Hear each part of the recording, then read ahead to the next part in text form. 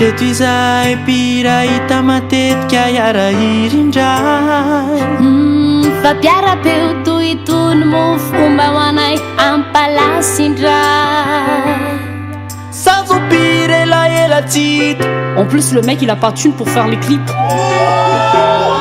Temba nangataka ny talon an'ilay mpikarakara fefa fantatra ilay fiky Zao lay mpihira tsara feo indrindra amizay vao azo Enoy namay ho anay ny fanakarako feo Zao kosa indray ilay mpihira mampisokatra ty hevitra Iza moise malaza aho fa tsy misy mpafantatra Zao olona mpihira mahagaga na dia antitra otola Yo tay mitobitoa Miay asika mody mirap mody mifrista mody mislam masariza banjy tsisy feo fa tsy fanaizanaiza fifindronana artiste jery marakazo tsy maintsy anaty listra Io tsy manaiky io kitra revo bobsika raha mafatsy resaka mozika Tsy haiko aloha enao fizaho ilay mpihira vao taty aorina nisongadina Fifaninanan-kirangamba no tena nafantaranao ay Samany angamba ny hiranila Lay mihetsiketsika no tena fanao Ekeko fa zao lay bogos karaha manao levy tebereo sy pitsoka Lay mpihira malaza sarokina tsara Mira mangila tsofina tsara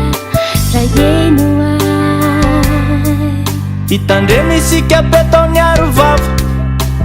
de alefa barea Disco clip angamba namana fa ohatra tsy zany lay voasoratra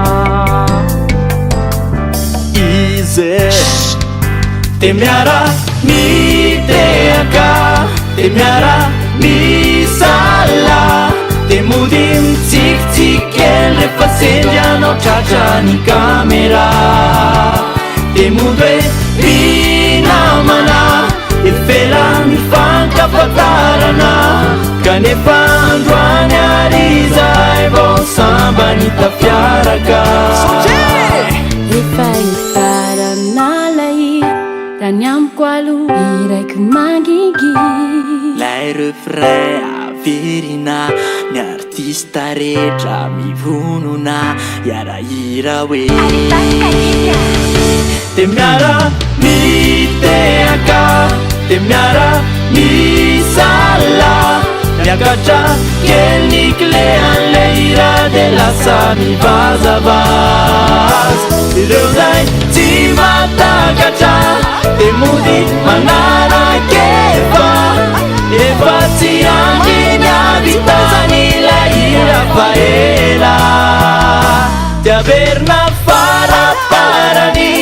manaraka ny tokony bateri